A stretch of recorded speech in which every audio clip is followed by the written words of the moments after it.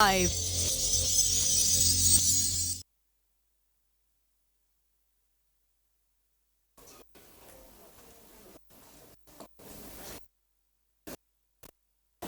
जिज्ञासा र प्रश्नका लागि पत्रकार साथीहरूलाई धन्यवाद भन्न चाहन्छु। नेपालीमा एउटा भनाइ छ,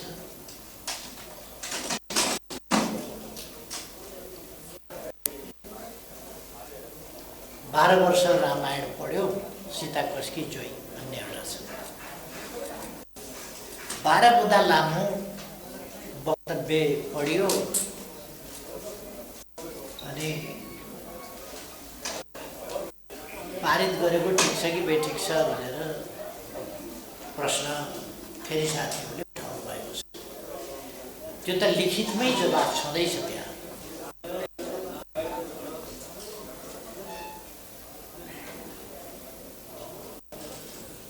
हाम्रो भनाइ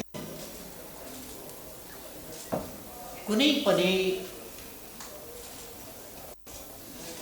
हाम्रा दात्री मित्र राष्ट्रहरू हौँ वा संस्थाहरू हौँ, कसैसँग पनि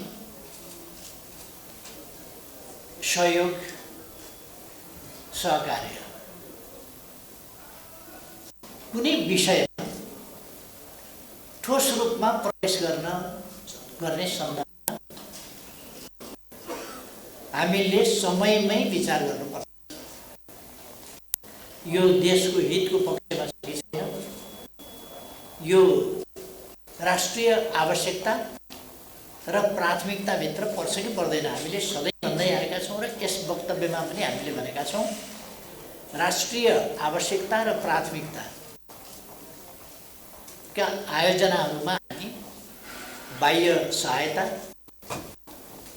ऋण वा लगानी आमन्त्रण गर्छौँ, स्वीकार्छौँ। यदि हाम्रो आवश्यकताभित्र पर्दैन भने, यदि हाम्रो प्राथमिकतामा पनि छैन भने, अर्थात् यो अर्को हिसाबले हाम्रो राष्ट्रिय अथवा सम्पूर्णतामा छोटकरीमा भन्दा राष्ट्रिय हित अनुकूल छैन भने, हाम्रो राष्ट्रिय स्वाभिमानमा धक्का पार्छ भने, हाम्रो स्वतन्त्रतालाई कुनै पनि हिसाबले अलिकति पनि सङ्कुचित गर्न खोज्छ भने, त्यस्तो कुरालाई हामी स्वीकार्दैनौँ। यो सबै कुरा सम्झौता हुनभन्दा अगाडि विचार गरिनु पर्दछ र सम्झौता गर्दा त्यस सम्झौताका भाषाले के गर्छ, त्यसमा गरिएका प्रबन्धहरूले के गर्छ भन्ने कुरा हामीले हेर्नुपर्छ। सम्झौता अहिले सत्तासीन रहेका गठबन्धनवालाहरूले नै, गठबन्धनका प्रमुख घटकवालाहरूले नै सम्झौता गरेका हुन्। कसैलाई तत्सम्बन्धमा जानकारी दिएको पनि होइन, हामीसँग परामर्श गरेको पनि होइन। कस्तो भाषा, कस्तो शब्द, कस्तो शैली कसरी गरिनुपर्छ भन्ने कुरा हामी त्यस बेला पनि प्रमुख प्रतिपक्षकै हैसियतमा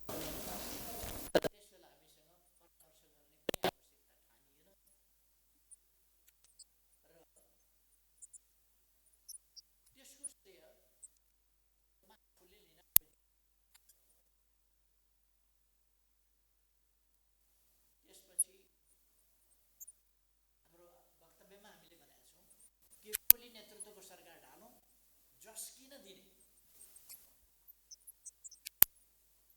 अर्को नयाँ सरकार बनाऊ, त्यसो भएपछि हामी तुरुन्तै यसलाई पास गर्छौँ भन्नेमा अहिलेको गठबन्धनका प्रमुख पार्टीहरू गए।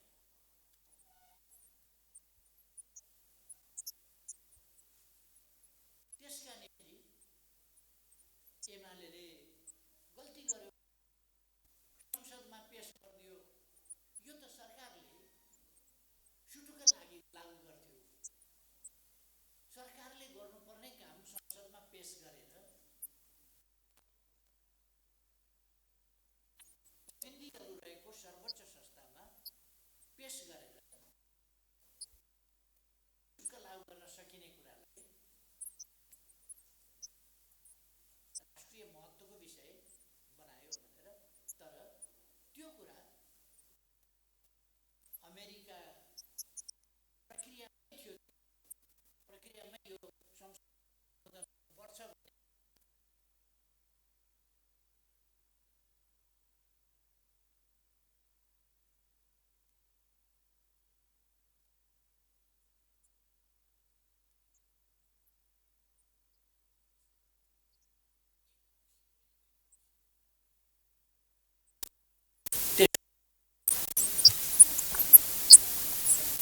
अर्को निर्लज्ज ढङ्गले चलाइयो।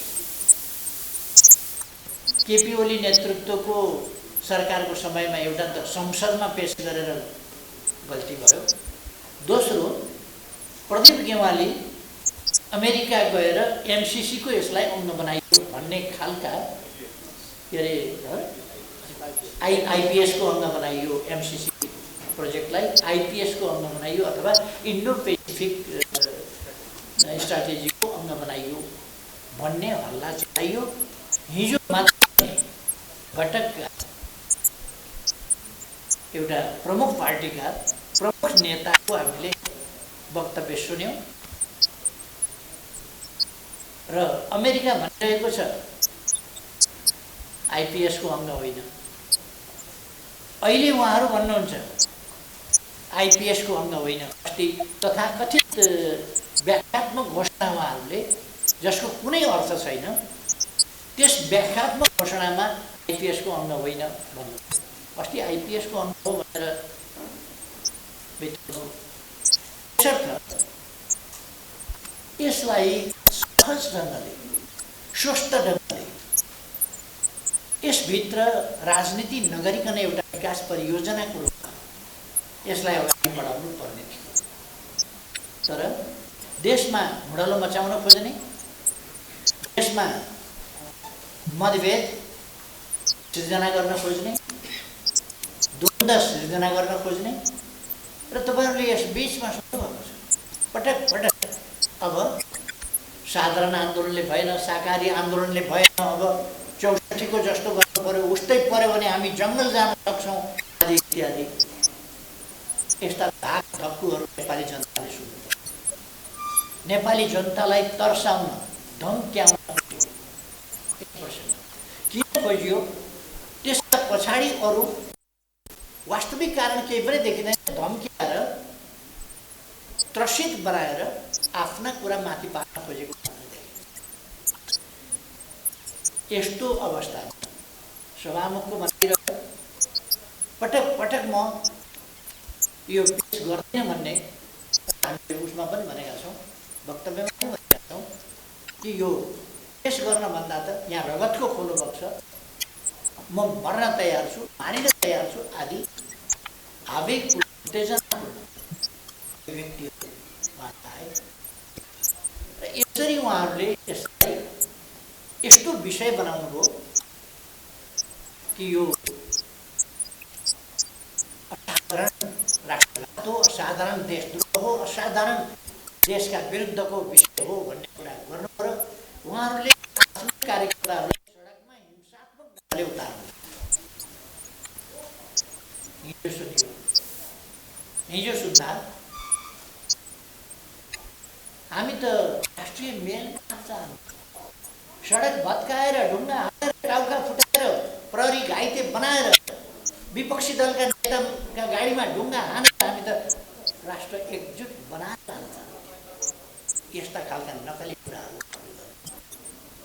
कार्यकर्ता सडकमा भिडाउने, आफूहरू यता सत्ता कसरी जोगाउने भन्ने कुरा, गठबन्धन कसरी जोगाउने भन्ने कुरा, एमसीसीमा राष्ट्रघात भएको हो कि होइन तपाईँहरूले सोध्नुपर्ने कुरा उहाँहरूलाई। एमसीसीमा राष्ट्रघात भएको हो कि होइन भने किन हल्ला चलाउनु भयो, किन कार्यकर्ता परिचालन गर्नुभयो, किन ढुङ्गा मुढा गराउनु भयो, किन बाटो भत्काउनु भयो? त्यो भत्काएको बाटो प्रचण्ड मानव नेपालहरूले कार्यकर्ता उकासेर आवेश उत्तेजनामा देशभक्तिको एउटा सेन्टिमेन्ट उरालेर बाटो भत्काउन र ढुङ्गामुढा गर्न लगाउनु भयो, वातावरण अशान्त बनाउन, जनतालाई दुखित बनाउन, पीडित बनाउन लगाउनु भयो, सत्ता जोगाउनका लागि सभामुखको पद नै जाने भयो न त भने, माधव नेपालको पद जाने भयो। त्यसो भएपछि यो एमसीसी पारित गर्नु के राष्ट्रवादको प्रश्न हो, सार्वभौम सत्ताको रक्षाको प्रश्न हो भने सभामुखको पद र फलानाको पद जस्ता कुराहरू त्यससँग जोडिन वा साटिन सक्छन्, त्यो जोडिन वा साटिन सक्ने विषय होइन। तर उहाँहरूले त्यसै गरी व्याख्या गर्नुभएको तपाईँहरूले सुन्नुभएको छ र हामीले भनेका छौँ, हामीलाई यही कुरा तपाईँहरूले 15 गते अगाडि किन भन्नु भएन भनेर हामीले भन्न चाहेका हौँ। हामी छलेर कुरा गर्दैनौँ, तर हामीले संसदमा छलफल गर्न चाह्यौँ, संसदमा वातावरण बनाउन चाह्यौँ र संसदमा वातावरण बनाएर हामीले संसदमा छलफलमा सहभागी हुन चाह्यौँ। तर हामी माथि यादृपूर्ण ढङ्गले व्यवहार गर्यौँ, असंवैधानिक, गैर कानुनी, असंसदीय क्रियाकलाप हाम्रा विरुद्ध गरियो। 12 बजे रातिसम्म संसद चलिरहेको छ, त्यसलाई 12 बजे राति बन्द गरेर भोलिपल्ट बिहान संसद नभएको हुनाले, नभएको अवस्थामा आफैले संसद राति 12 बजे बन्द गर्ने, भोलिपल्ट बिहान संसद नभएको हुनाले अध्यादेश ल्याउनु पर्यो भनेर अध्यादेश ल्याउने र कति प्रतिशत भएको छ भनेर सोधिकन 20% तिनै मान्छेहरूले ल्याउने, जसले संसद नभएका बेला 40% सांसद वा 40% केन्द्रीय सदस्य भनेर हामीले अध्यादेश ल्याउनु चर्को विरोध गरेका थियौँ, असंवैधानिक, अलोकतान्त्रिक भनेर विरोध गरेका थिए, विभिन्न षड्यन्त्र आरोप लगाएका थिए। त्यहाँ कुनै षड्यन्त्र थिएन। तर केन्द्रीय कमिटी पाटामा हिँड्दा हिँड्दै 51 जनाको केन्द्रीय समिति 400 पुर्याइदिने, 200 को केन्द्रीय कमिटी छ भने त्यसलाई 7000 पुर्याइदिने, यस प्रकारका प्रवृत्ति भएको हुनाले सांसदहरूको जो संवैधानिक अधिकार हो त्यसको समुचित ढङ्गले प्रयोग गर्ने बाटो छेकिएको हुनाले हामी फेरि पनि भन्छौँ, संवैधानिक अधिकार स्वस्थ ढङ्गले प्रयोग गर्न पाउनुपर्छ। त्यो अधिकार त्यस नाउँमा विकृति पैदा गरिन हुँदैन, त्यसलाई निषेध पनि गरिन हुँदैन। त्यसर्थ हामीले त्यसबेला ल्याएका थियौँ। पछि हाम्रो पार्टी फुटाउनका लागि 20% केन्द्रीय सदस्य वा 20% सांसद भनेर 20% मा झार्ने काम जुन षड्यन्त्रपूर्ण थियो, छली काम थियो, गैर कानुनी काम थियो र त्यसको हामीले विरोध गर्यौँ र हामीले पार्टीमा अनुशासनहीन काम गरेका, पार्टी फुटाएका, पार्टीको सरकार ढालेका, अराजक अनुशासनहीन काम गरेर संसदीय मर्यादा, संविधान सबै कुरा उल्लङ्घन गरेका केही त्यस्ता अपराधिक क्रियाकलापमा, राजनीतिक हिसाबले अपराधिक क्रियाकलापमा, पोलिटिकल क्राइम, इल्लिगल कुरा, त्यस्ताहरूमा संलग्न केही व्यक्तिहरूलाई हामीले पार्टीबाट निकाल्यौँ। अरूले पार्टीबाट निकाल्दा 24 घण्टा नभइकन सूचना जारी हुने। हामीले साउन 25 गते निष्कासन गरेको भदौ 1 गते निर्वाचन आयोग र सभामुखका जानकारी गराइसकेपछि पनि 10 गतेसम्म सूचना जारी नगरेर त्यसलाई मान्यता नदिएर षड्यन्त्रपूर्ण ढङ्गले अर्को पार्टी खोलाउने र एमाले फुटाउने काम गरिएको हुनाले हाम्रो माग फरक थियो।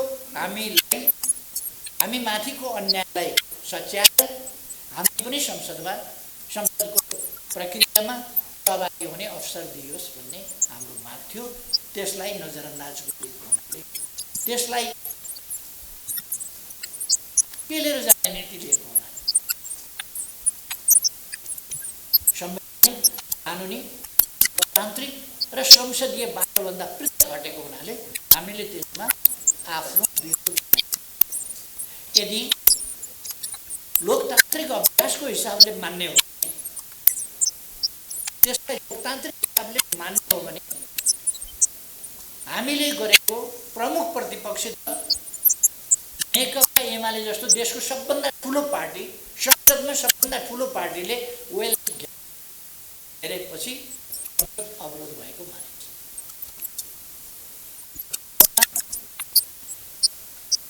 सांसदहरू र सभाको बीचमा कुनै ब्यारियर खडा, कुनै व्यवधान खडा अघि पछि पनि वक्ता बोल्दैछ भने सभामुख र वक्ताको बीचबाट क्रस गर्न दिइँदैन मानिन्छ संसदीय प्रक्रिया। कोही वक्ता बोल्दैछ भने सभामुख र बोल्दै गरेको वक्ताको बीचबाट कसैले क्रस गर्न मिल्दैन, यो संसदीय अभ्यास। तर यहाँ सांसदहरू आएर पनि दुई चार गुणा सुरक्षाकर्मी आएर सभामुख पिठ्यौँ फर्काएर बस्दैन। सभामुखतिर पिठ्यौँ फर्काउने कुरालाई शोभनीय मानिँदैन, संसदीय मान्दैन र त्यस्तो व्यवहार स्वीकार्य। तर मर्यादा पालकहरूको पिठ्यौँ पछाडि सभामुखले गर्व महसुस गर्ने र सभा सञ्चालन गर्ने, त्यस खालका क्रियाकलाप, असंसदीय क्रियाकलापबाट संसद अवरोध भएको नमानिएर अगाडि बढेपछि हामीले गरेको अवरोध विरोधमा मात्र हो, त्यो यहाँलाई थाहा छ। तपाईँ गएर संसदीय रूपमा लिइरहनु भएको छ रेकर्ड। यसबाट जुन प्रस्ताव संसदमा पेश भयो, त्यो प्रस्ताव निर्णयार्थ प्रस्तुत गरिएको प्रस्तावको रूपमा नआइकन प्रस्ताव पेश गरियो जो कानुन सम्मत छैन।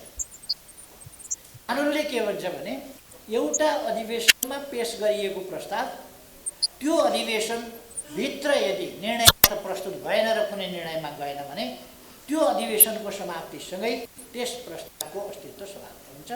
अर्को अधिवेशनमा अर्कै प्रस्ताव फेरि सरकारले प्रस्तुत गर्नुपर्छ। तर यहाँ 3 वर्ष अगाडि 6वटा जति अधिवेशनभन्दा अगाडिको अधिवेशनमा प्रस्तुत गरिएको भनिएको प्रस्तावलाई अहिले प्रस्तावै पेश नगरिकन गैर कानुनी ढङ्गले मृत प्रस्ताव, अस्तित्वमा नरहेको प्रस्तावलाई नै अस्तित्वमा छ भनेर तथाकथित छलफल गर्ने र निर्णय गर्ने असंवैधानिक र गैर कानुनी काम फेरि पनि सभामुखले गराउनुभयो। फेरि सरकारले त्यसतर्फ गैर कानुनी काममा उद्धत हो। हामी यो कुरा किन भनिराखेका छौँ भने हामीलाई लोकतन्त्रसँग मतलब छ, संविधानसँग मतलब छ। हामी लोकतन्त्रको रक्षा र त्यसको वास्तविक अभ्यास गर्न चाहन्छौँ, यथार्थ र सही अभ्यास गर्न चाहन्छौँ। हामी संविधानको पक्षमा होइन, संविधानको रक्षाको पक्षमा होइन र संविधानको सही कार्यान्वयन होस् त्यो कुरा हामी चाहन्छौँ। त्यसकारण जुन कुरा गैर कानुनी ढङ्गले लटफट गरेर बल मेचाइ गरेर लान खोजिन्छ त्यो उचित होइन। अस्ति संवैधानिक प्रश्न फेरि कानुनी प्रश्न एउटा गम्भीर प्रश्न उठेको थियो। त्यो प्रश्न त्यो कानुन भन्दा बाहिर गएर, संसदीय अभ्यास भन्दा बाहिर गएर सैद्धान्तिक छलफल एउटा प्रक्रियामा लाने विधि मात्रै हो। सैद्धान्तिक छलफलमै जति बेला माओवादी र माधव नेपाल गुट यो राष्ट्रघाती हो भनेर सडकमा कार्यकर्ता उफार्दै थिए र आफू अन्य मनस्कतामा उभिएका थिए। त्यति बेला सैद्धान्तिक छलफलमाथिको बहसमा मत विभाजन गर्ने भनेर उनीहरूले अड्किए। त्यसकारण 13 गतेको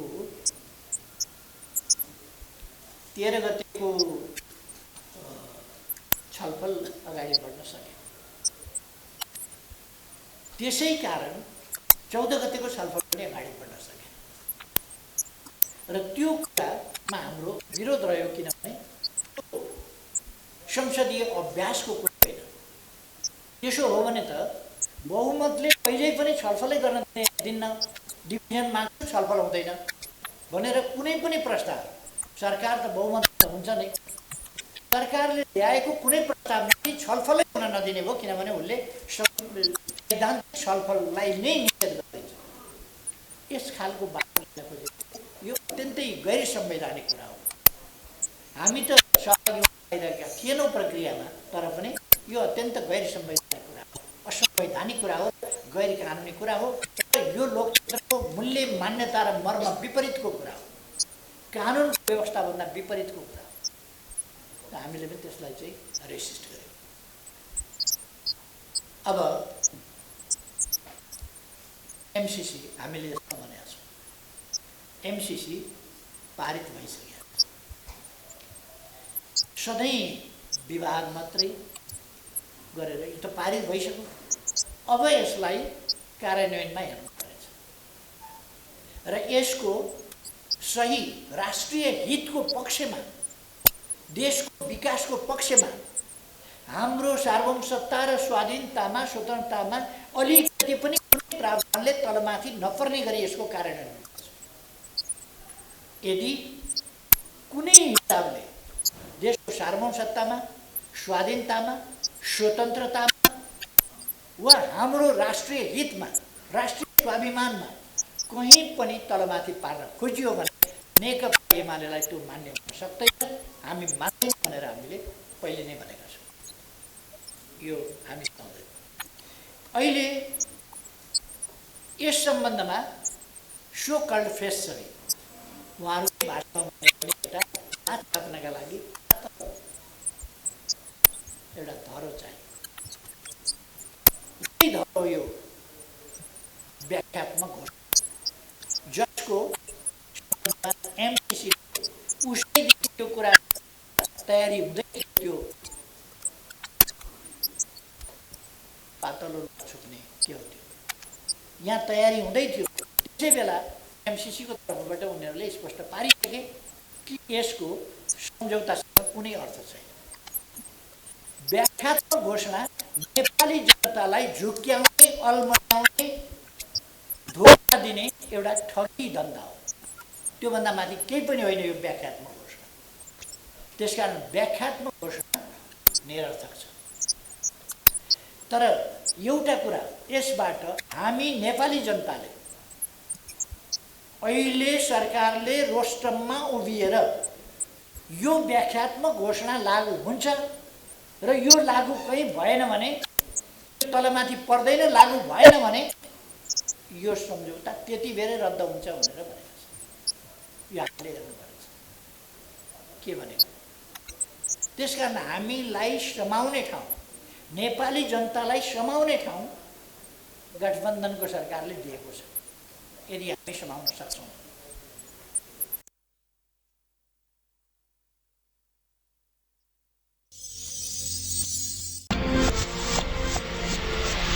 Prime Live